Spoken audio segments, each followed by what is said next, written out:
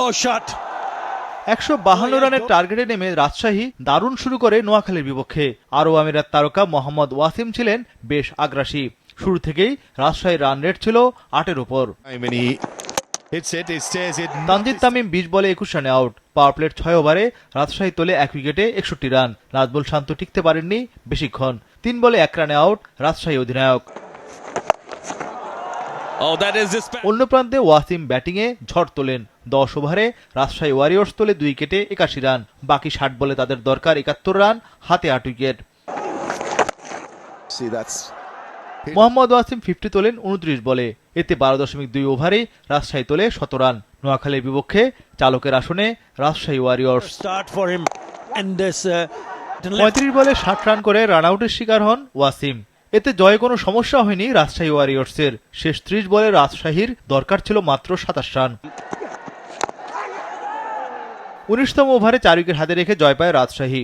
আসরে 6 ম্যাচ খেলেও জয়ের মুখ দেখেনি নোয়াখালী। অপরদিকে 5 ম্যাচ খেলে এটি রাজশাহীর চতুর্থ জয়। এর আগে টস হেরে ব্যাটিংয়ে নেমে দারুণ শুরু করে নোয়াখালী। সৌম্য সরকার ও শাহাদাত দীপু দুজনেই দেখে শুনে খেলতে থাকেন। পাওয়ার প্লের 6 ওভারে তাদের সংগ্রহ বিনা উইকেটে 41 রান। ওপেনিং জুটিতে 57 রান তোলে নোয়াখালী এক্সপ্রেস। শাহাদাত দীপু 28 বলে 30 রানে বিদায় নেন। 10 ওভার শেষে নোয়াখালী তোলে 1 উইকেটে 74 রান। তবে মাঝ সাদাকাত বিদায় নেন 7 রানে। পাকিস্তানি ব্যাটারকে বিদায় করেন নাজমুল শান্ত। সৌম্য সেট হলেও ব্যাটিংয়ে টি-20 মেজাজে ছিলেন না। সৌম্য সরকার 50 তোলেন 40 বলে। নোয়াখালী দলীয় 17 রান স্পর্শ করে 15.1 ওভারে। 43 বলে সৌম্যের ইনিংস থামে 59 রানে। আরেক প্রান্তে মোহাম্মদ নবী সেট হয়ে হাত খুলে ব্যাট চালান।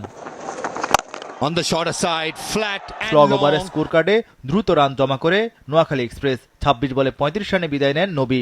আফগান তারকাকে বিদায় করে দ্বিতীয় উইকেট নেন পেসার রিপন মন্ডল। শেষ দিকে মাহিদুল অঙ্কন 5 বলে 10 রান করেন। এতে নির্ধারিত 20 ওভারে 5 উইকেটে 151 রান তোলে নোয়াখালী। শেষ 5 ওভারেই তারা যোগ করে 56 রান।